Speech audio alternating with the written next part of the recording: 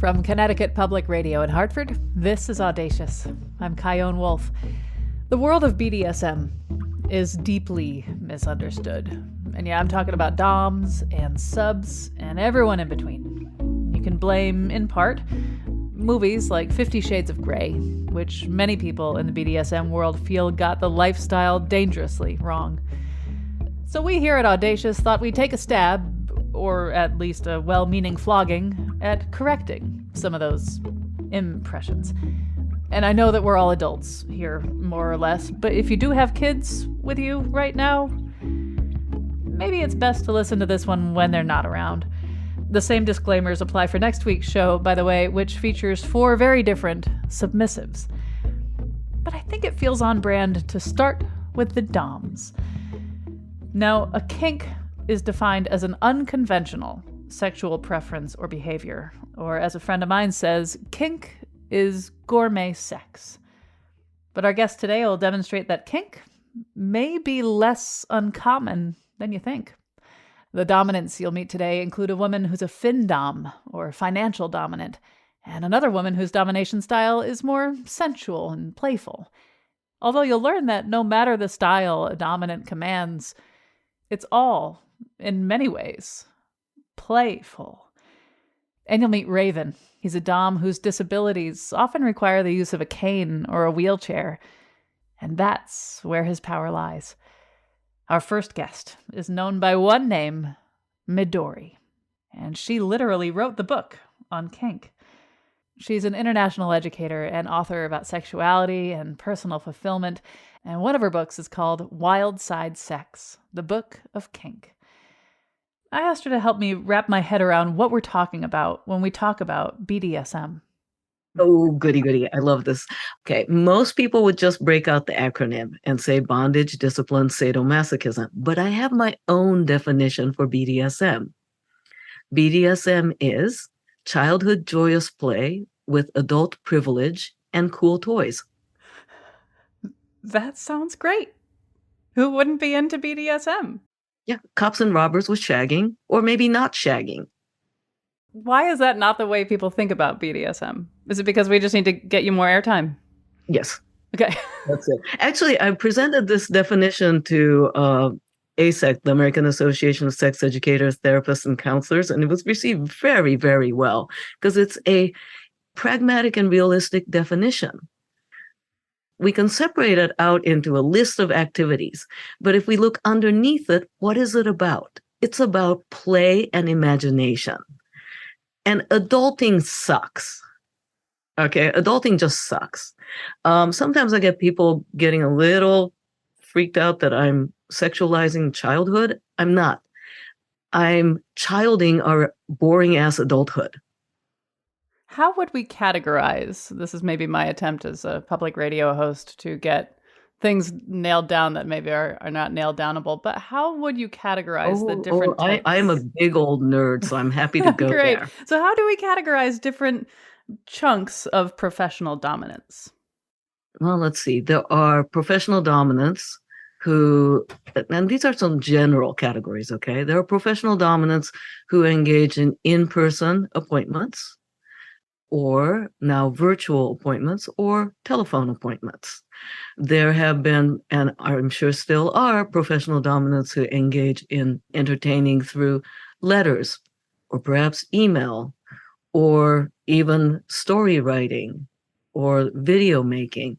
It's an entertainer who is compensated for their entertainment skills around BDSM. Therefore, the method and the categories will shift right along with technology. Okay, will you break down BDSM? What are the roles that we're talking about here? Dominance and submission and sadism and masochism are not the same thing. Okay, so dominance and submission is about temporarily playing with who's in charge, who's the lead and who's the follow. So as a kid, if you ever played like house or school, there's a power dynamic. I grew up in Japan, so I used to like to play Samurai Overlord. That was my favorite game. So playing with authority and power for the explicit purpose of entertainment between you and me right now. It's not a permanent personality trait.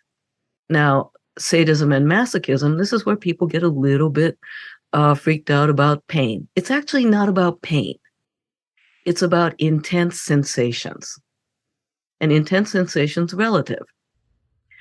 I like a heavy massage.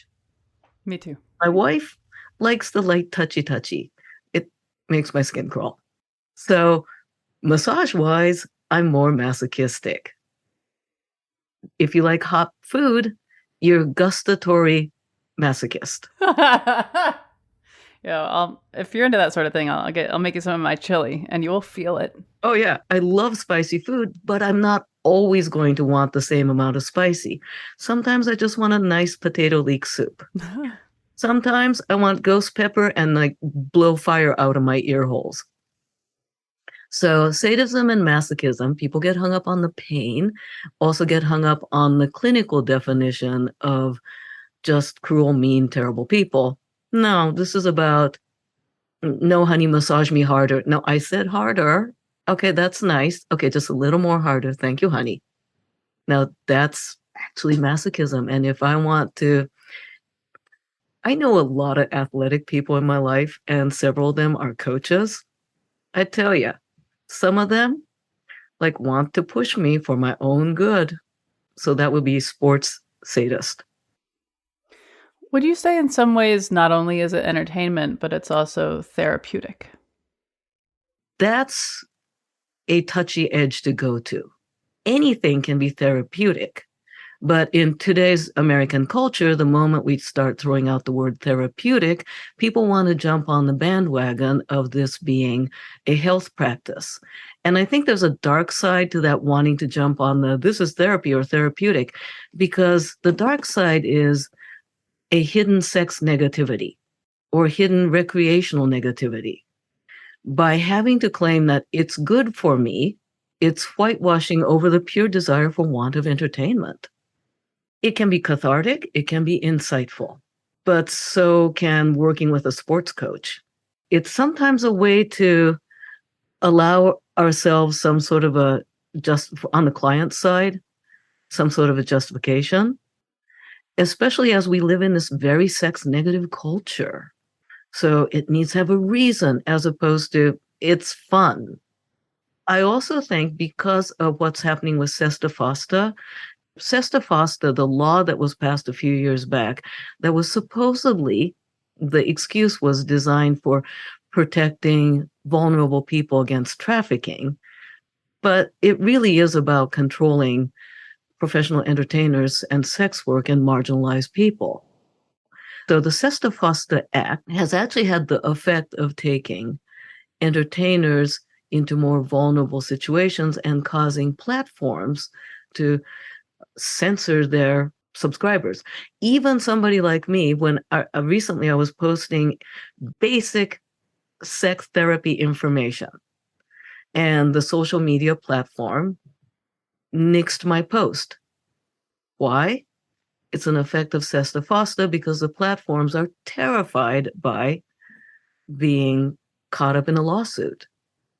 So the word therapy or therapeutic may also now be used as code, much in the way that, say, a century ago, an ad in a paper may have read, "Strict piano teacher seeks student." It compounds the shame. It also feeds the sex negativity, and it makes it unsafe for everyone.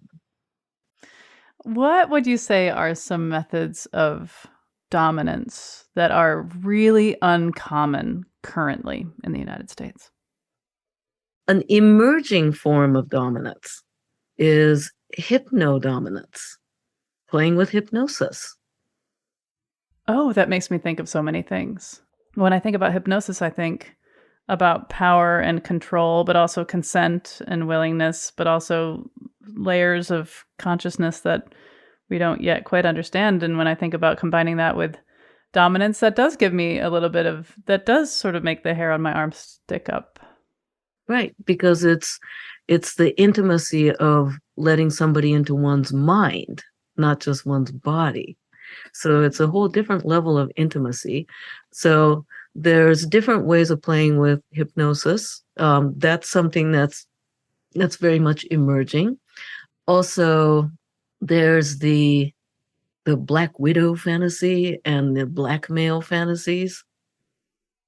Go on. The Black Widow fantasy is if you're not careful, you could end up dead. Think like noir, right? So giving the person on the other side a real enough fear that their life could be in danger if they aren't doing as they're told. Exactly. So now we're playing in the realm of noir, murder mystery, and horror. I mean, why do people go watch movies like Saw? I'm not the right person to ask, but yeah, I get your point. Yeah. It's funny. I love creating intense psychological situations, and yet I will not go see a horror movie. But I do love to spin yarns that are fantastical. And when those intimate with me and I'm playing, I mean, I'm a private player, not a professional player, but I have many of friends who are pro. When my playmates get to see my potential for unspeakable violence that I would never act upon, but they know she's there, creates a bit of an edge. Well, Midori, thank you so much for talking with me. This is great.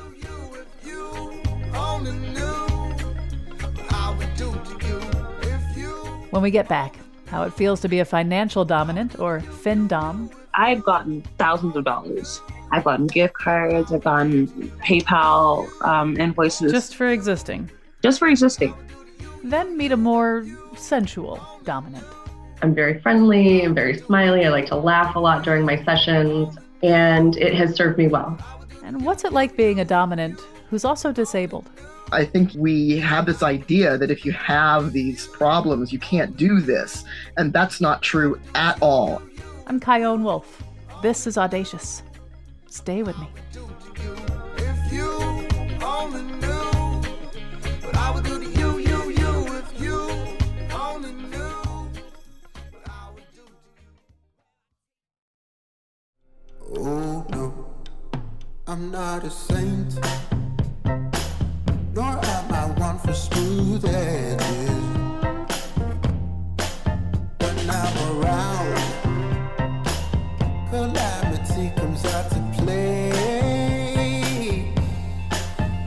Haven't you heard the news that I get to choose how it plays out, no matter how you scream and shout?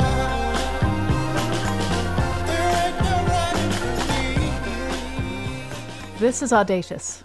I'm Kyone Wolf.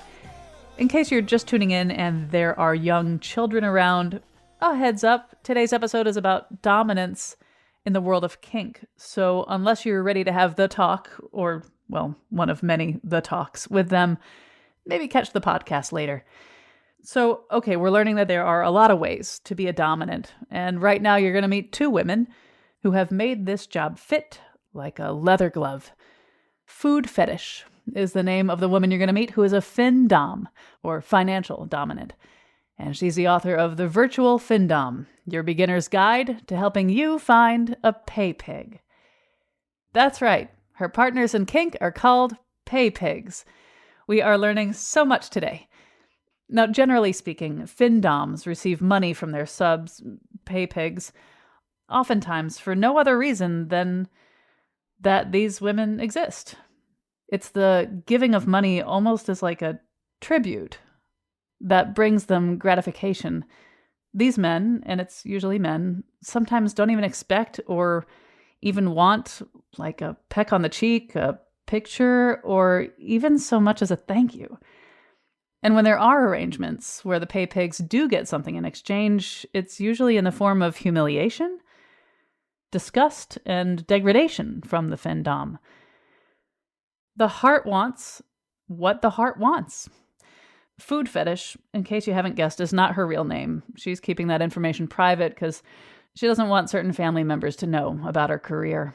This has her spending a lot of time in video chats on her phone, wearing a pink ski mask. She joined me from her home in Canada, and the mask, well, it looked pretty freaking cool, I gotta say. So I asked her, what makes for a really good findom? Someone who just does not give a about what anybody else thinks, super confident, that badass mentality, like that she can get whatever she wants. That whole not really thinking you're better than other people, but just knowing that you're the and owning it. As well as your communication skills. You have to know how to talk properly in order to convey what you want, that power. You need to be organized as a findom, or else you'll just never make any money. You'll never get anything accomplished. Creative, diverse, ready to adapt, because this market is always changing. How it is now is nothing like when I first got in there. Will you talk about when you first got into this? What were the circumstances that made you go from just living your life as it was to, oh, I'm going to get really good at this? I was looking for another side hustle. I'm not going to lie. I had been trying to make money on the internet for years, and I hadn't found anything that was actually giving me a consistent amount of money. But then I saw the hashtag, it was pay pigs. That's what I saw on Twitter. And I was like, Pay pigs. Yeah. Oh, that does get, it caught my eye too. Pay pigs. Okay, so this is how I navigate. So I have I'm very into Twitter. So I have many different accounts. I have a personal account that I was able to grow to at one point 10,000 followers. Now it has 7 because I don't tweet as much. And then I have another one that was a business one that I was able to grow to 50,000 followers. And then, so I thought I knew a lot about Twitter, but then I saw this hashtag PayPig. I'm like, I've never seen this before. What's that?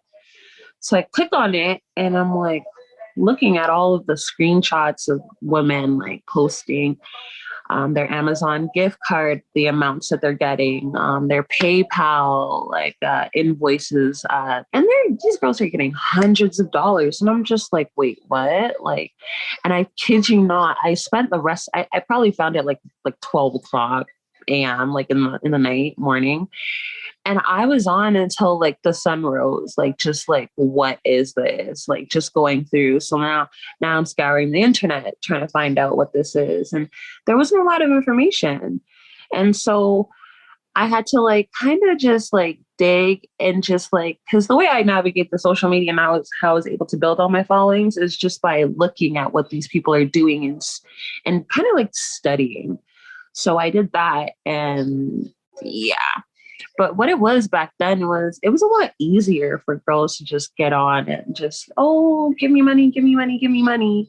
And people would actually do it. But nowadays, it's a lot harder to just come on and be okay, I'm me, give me money. No, these pay pigs are sort of entitled now. They want stuff in return. It's crazy.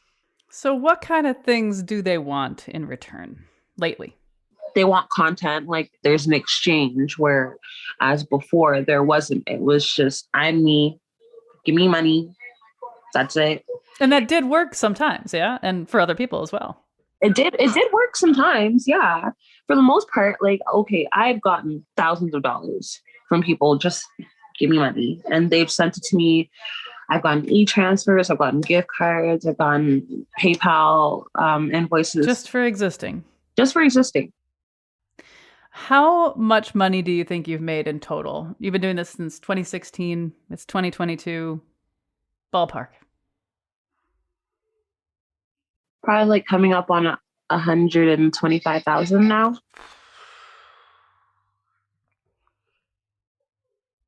I got to rethink this public radio gig. Actually, that reminds me of a question. So I am different than you in some ways. Is this something that you are either built to do or not? Or could someone like me, do you think I could do this? Do you think this is something that anyone could learn or a skill that someone could grow into? Yes, only because there's so many different types of doms. I'm a mean one. Like, I'm gonna swear at you, I'm gonna spit on you, I'm gonna beat you up. But there are some really nice doms. There's literally a market out there for anyone. I tell anybody who wants to get into it to get into it. It doesn't matter what you look like, how you are, your skin tone, your body type. Like, it literally does not matter. There is a market out there for everyone. Just go get the money. Like, So would you say that being a dom isn't about being mean, it's about being in control? Is that right? yes, it's not about being mean. It's literally about being in control. Because you know what? I did like a dom takeover on someone's Snapchat once when I was first like getting out because I wanted to get some exposure. And the guy came back to me. He's like, yeah, you're definitely like one of the meaner doms. Like you just swear at people, you spit, like, because I just like back when I smoked cigarettes, like I'd be like smoking my cigarette and just spitting on the ground and being like, look it up, like showing them the camera and just like look it up type. Yeah. And like not everybody does that. And you really don't have to. Like, you don't even have to talk down on them, to be honest. Like, there is this whole section of, it's called giantism. Okay. And these people, they make videos and like I'll literally like put the camera on the floor like that. And you see how I look really big compared to you. And like, I'm just like talking to you like that. And that's just a whole nother subsection. Yeah. Yeah. See your face? Phone Yeah. angle? You can make money based on your phone angle? Literally. Yeah. And I was just, and like, that doesn't even require you being mean at all. That just literally just requires you like literally talking down to them, but Just from angle, not vibe. just from an angle. So like literally like it's so broad. Like when people think dom and fin, like they just literally think just like one like little small like whips chains, but it's like so much more than that. Like, I am learning this. If you had $500 million in your bank account, would you still want to be a findom? yes, I like being mean to men. Especially for money. It just feels so good. Like, there's no better feeling than just sitting there and just like having someone send you $2,000 just cause. Like, I love it. And it's not even just that. It's just like the other things. It's like just knowing that they're thinking about you, they're obsessed with you. Like, I have like an Amazon wish list. Like, they'll buy me things off of it just cause. Like if I complain on my Twitter account, like, oh, like I shouldn't have to pay for lunch myself, like they'll cover it. It's just, I don't know. I don't really give them anything. They just support me. Also, it's just knowing you'll have people kind of in your corner a little bit. Cause like some of these pay pigs, like it goes beyond like just money. Like sometimes like I had one tell me, all right, if you're out with your girls and you know you need a ride home, call me. It's like not just monetary. It's like they're helpful in other ways too. So You said that it feels good to make men feel bad, to get money from them for talking down to them and spitting on them, whatever they want. But you also say like there is a degree of care. And so would you say that that you are to some degree playing a role? of course, because at the end of the day, this is not a 100% me in my day-to-day life. So yeah, and like I'm wearing a mask. It's a beautiful mask. I'm literally playing a role. Well, food fetish, thank you so much for talking with me. You're welcome.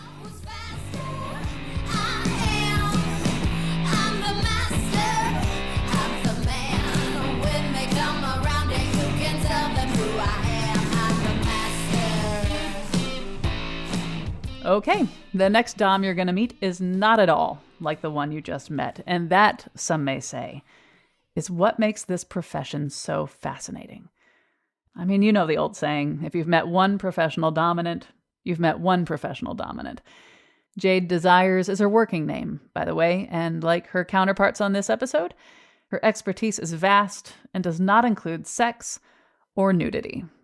but it does include things like bondage, sensory play, deprivation, and role-playing. Considering her 16 years in this lifestyle, I asked her what she thinks makes for a really good dominant. You kind of go in with this idea of, I have to be this like strict, mean, dominant. And, I went in trying to be something I wasn't.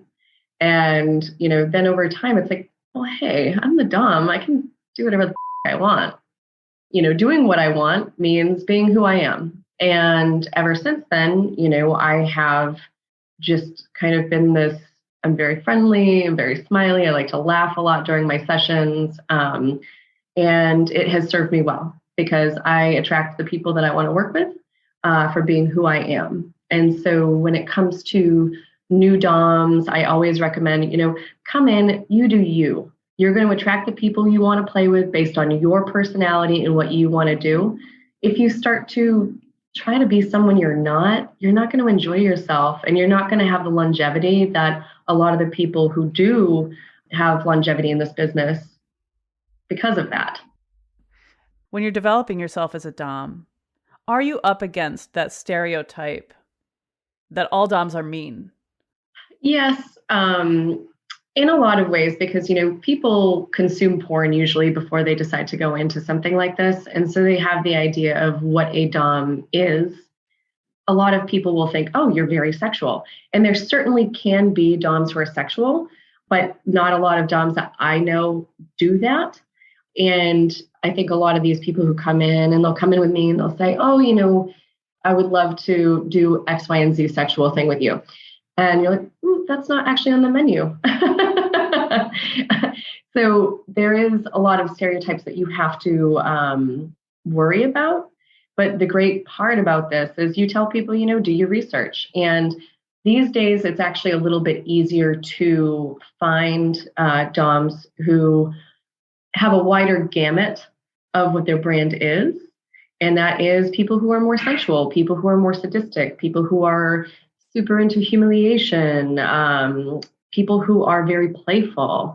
There's one dom who I know, Princess Callie. She is one of the most playful people I know in the community, and she is just absolutely lovely. But there's a wider swath, and with Twitter and Instagram, I think it makes it easier for people to actually find you and find what they're looking for. Because I know with my particular brand, a lot of people say they're interested because I'm more approachable. I don't have that mean look on my face. I do laugh a lot, and, I am sensual, and I like to take things slow, especially for those who are new to this, because it can be very intimidating. And whenever I meet people for consults, sometimes they're like, you're nothing like what I expected. And I'm like, well, good. I like surprising people. So what do you think all dominants have in common? I think the people who have longevity in it, they share a love for connecting with people and for serving needs that can't be met elsewhere. One of the things that I am so grateful for with this particular profession is that you see a side to people that most people will never see. Some of their closest friends, families, they're sharing this with you. And that is such an honor to have someone sharing this side of themselves that could be coming from a place of trauma, a place of vulnerability. And it is beautiful to see, and it's beautiful to explore and kind of allow them to grow and also play, because as adults, we're not really given license to play. And that's really all I do is, you kind of have this erotic license, and playing within this erotic realm, it is phenomenal and amazing. And you see sides to people that are like, they're kids again. And I get to be a kid all day. So for those who see you regularly, can you talk about maybe some services so I can picture what it might be like for you on a somewhat regular basis? What's a typical, I know there's no typical session, but what are people wanting? I mean, they really vary. Some of the things that I do, because they're sort of my specialties, tend to be, sensation play, sensory deprivation, bondage, feminization.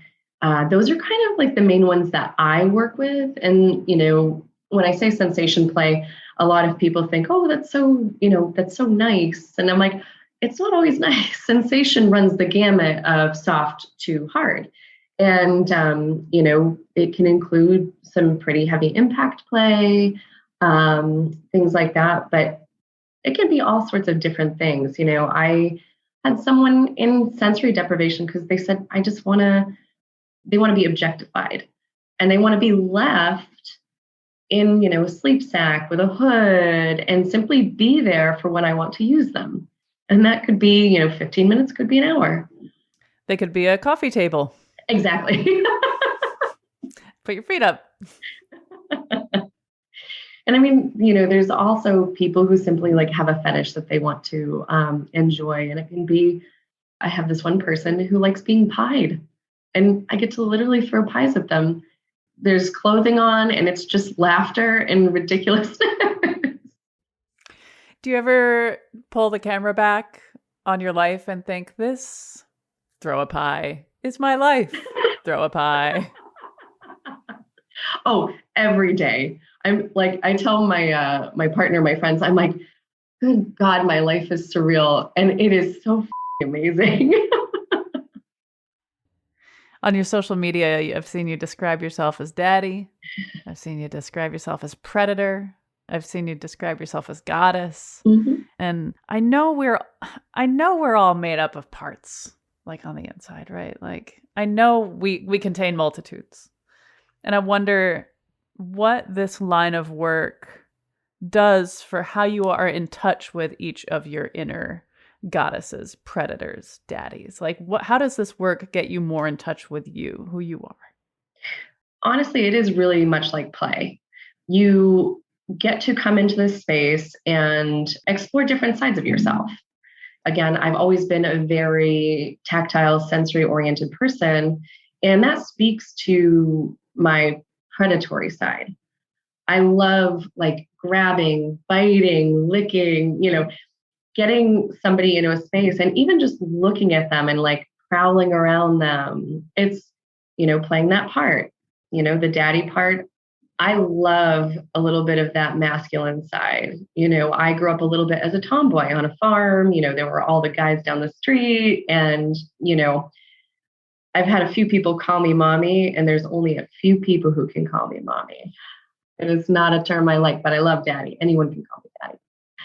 And I do feel much like a chameleon at times. Sometimes I want to wear a tux. Sometimes I want to be in a really elegant dress.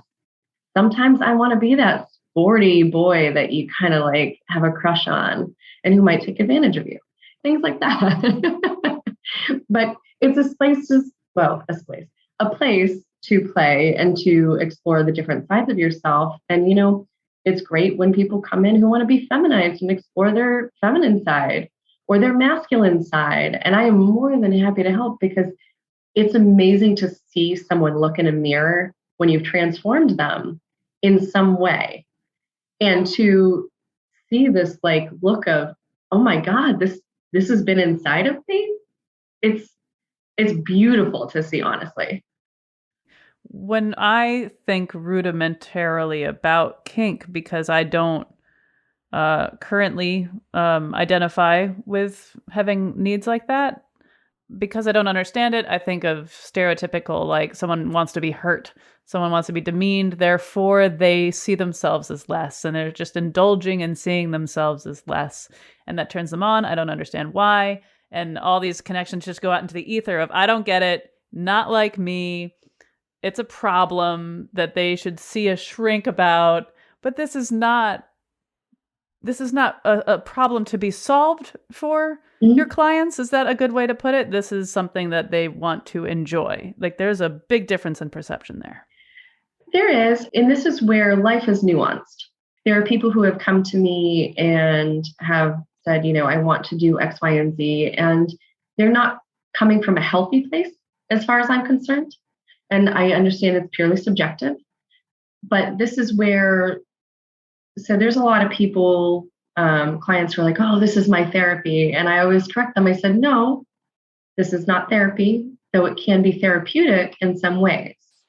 And there's a huge difference. I have worked with a few people who have had trauma, and they're looking to sort of re-embrace something that has happened to them, and kind of find their own power in kind of re-engaging in a similar scenario.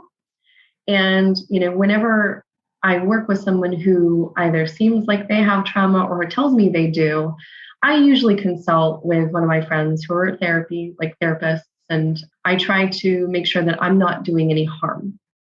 Because if somebody wants to be hurt, and it's a catharsis, I personally, I will switch at times, and I enjoy a little bit of pain here and there. And the reason is because it's an intense sensation.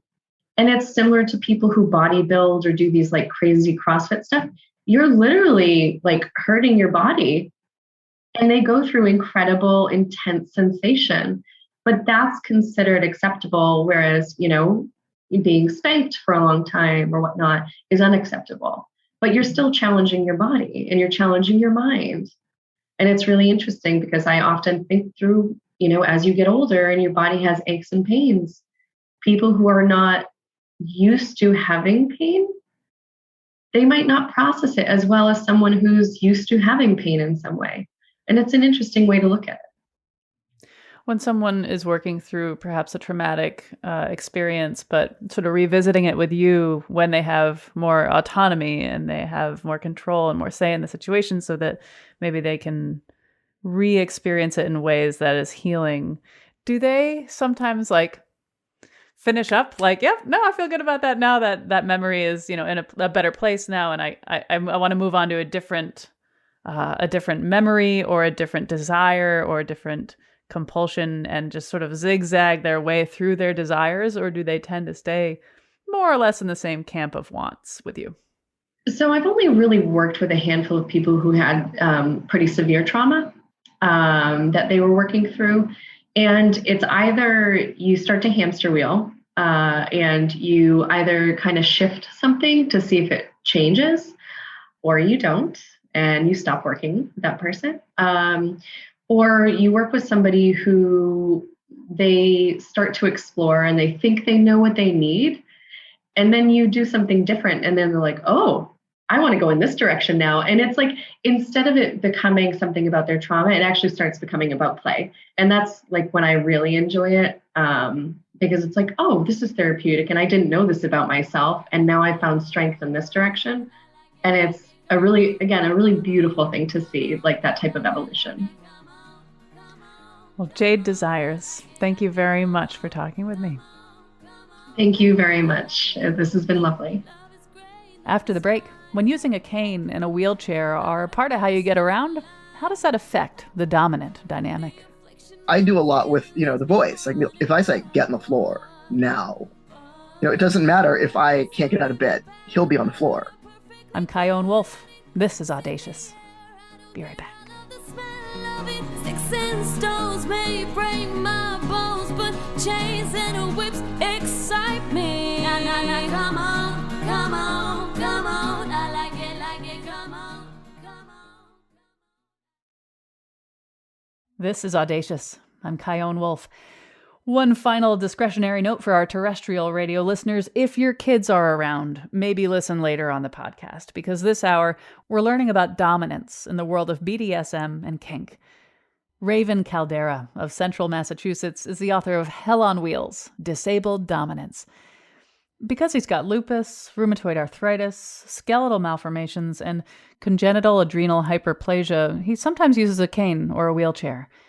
He joined me with his submissive, or as he says, his slave boy, and more on subs next week, Joshua Tenpenny. When you read about BDSM and DS and MS, mostly what people first find is porn. And in the porn, everybody has perfect bodies. nobody ever has problems like this. Nobody ever, can't get out of bed or has bad PMS or has mental or neurological illnesses or is in a chair or anything like that. They're all perfect with no health issues. And I think we have this idea that if you have these problems, you can't do this, and that's not true at all. And I edited the 4-book series MS and Disability, Power to Change and Disability, to show that there are a lot of us out there who are absolutely doing this with all kinds of issues and problems, and we're making it work. I think you're right. When people think about being a dominant, they do picture these so-called able bodies, these bodies that are not in wheelchairs. How much do you think your draw to being a master, a dominant, is sort of an answer to or a middle finger to the challenges you're up against in your own body? Or how much is you would have been a dom anyway, regardless of what the state of your body was like? I would have been dominant anyway. I have been pushy since birth. Every partner I've ever had has said that I was, until Josh, it was too pushy, too overwhelming. That's just my personality. When I was a little kid on the playground, I had a bunch of other kids who followed me around and that I ordered around. That was just me. On the other hand, once things started getting really bad, health-wise for me, this was a way of taking control, fighting back against helplessness. It's like there are days I can't physically do things with my hands, or I can't physically get around. And having a slave, having someone in service to do that, means that I'm more than just my body. He becomes an extension of my will, and I can get more done, things I wouldn't otherwise be able to do with his help and service. So it is very much fighting it back against the feeling of helplessness, and a way to be more competent in the face of that. So yes to both. When some people find their bodies failing or working way differently than they want them to, they often feel vulnerable. And that's not exactly how you picture a dom, vulnerable. That's the stereotype. And as far as I'm concerned, all the stereotypes of the dominant being, the big, strong rock, that's in the same bucket as the people with the perfect bodies. It's not only that, it's harmful. It's harmful that we have this community stereotype, which means that dominants aren't allowed to have feelings or show feelings or have bad days or have needs or need. And it's this whole ridiculous idea that the S type is supposed to need the M type, but the M type's not supposed to need the S type. I mean, that's ridiculous. This is supposed to be a fulfilling, interdependent relationship. This is supposed to be a two-way, ideally, where both parties have a job, and my slave boy and I may be unequal in some ways, but we put in equal effort, and we have equal responsibility to make the relationship work. If I can't be vulnerable with someone that I control, who the hell can I be vulnerable with? I mean, really, I've made him about as safe as it's possible to make someone. Joshua, you wanted to say something? Yeah, there are a fair number of S types who say that they can't imagine submitting to someone who couldn't physically take them down, right? Who has any kind of physical impairment. I can't do that. Their fantasy requires this. And I feel they lack imagination, right? There's a lot more to these roles than the physical. And I do a lot with, the voice. Like if I say, get on the floor now, it doesn't matter if I can't get out of bed, he'll be on the floor. So there's things that can be done. So as Josh says, they lack imagination. People associate physical strength with willpower, and that isn't necessarily the case. I think you do need a fair amount of willpower to be a dominant, but you don't need to not have challenges or to be physically capable of doing anything, really. I've become aware through researching for this show that there are at times fetishizations of people who are in wheelchairs, who need canes, who need assistance. And part of me is like, well, the heart wants what the heart wants. Like, what's a fetishization? And when does it go into a territory where it's not respectful? I don't know. What's your response to that? That is a very tricky situation. There are disabled folks who are super not okay with that at all. And they basically feel it's because if someone wants that, they would want them only for that and not for who they are. I respect that. I'm personally okay with it. I had a partner for a while who did kind of fetishize it and was okay with that. And because I knew that he saw me as a human being and he knew who I was okay with it too. And in fact, we incorporated into play. We figured out ways to, oh, you're into my leg braces. Can I chain you to them? How about that? But this is something that each disabled person has to answer themselves out of their own comfort. And I personally am extremely uncomfortable with the idea that showing me as a disabled person as a sexual being is wrong. That anyone who would be attracted to me as a disabled person as a sexual being must have something wrong with him. That says bad things about me and my body. Well, I have asked everything I can possibly fit into this conversation. Is there anything that I missed that you want to make sure you add?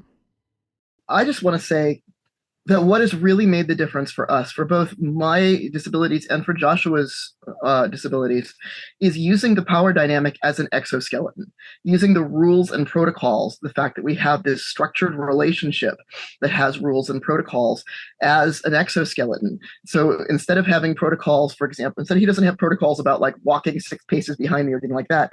His are about dealing with my body, walking ahead to check things out so that I don't have to make the walk, helping me over things, helping me downstairs.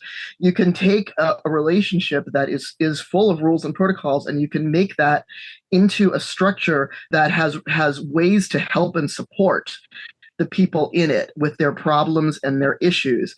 And so doing it that way makes us both able to do far, far more than we could otherwise. And I just want to say that this is not something that we do in spite of.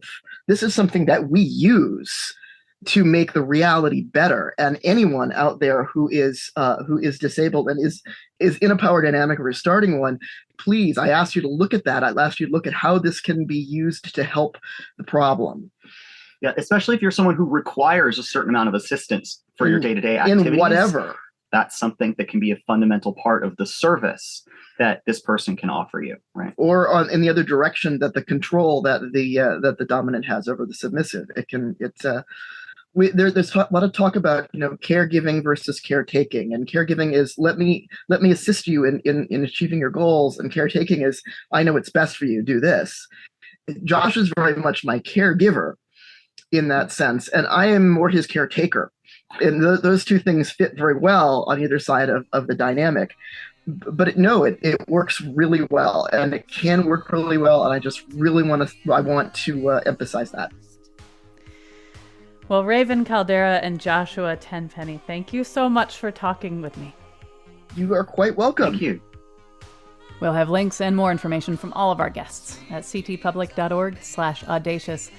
And check this out. You can listen to our brand new playlist just in time for this lovey-dovey month called Audacious Love. It features all of our love and sex-themed conversations, including finding real love with synthetic humans, the therapeutic use of cuddle parties, and how sugar babies and sugar daddies make it work. Check that playlist out at ctpublic.org/audaciouslove or wherever you get your podcasts. This show is always lovingly produced by me, Jessica Severin DeMartinez, Khalil Rahman, Meg Fitzgerald, Meg Dalton, and Katie Tolarski at Connecticut Public Radio in Hartford. Tune in next week for a show about the flip side, so to speak, when you'll meet 4 very different submissives. Send me your thoughts and desires, but keep them PG, will ya? On Facebook, Instagram, and Twitter at Kyone Wolf, or send an email to audacious@ctpublic.org. Thanks for listening. Want to get used by you.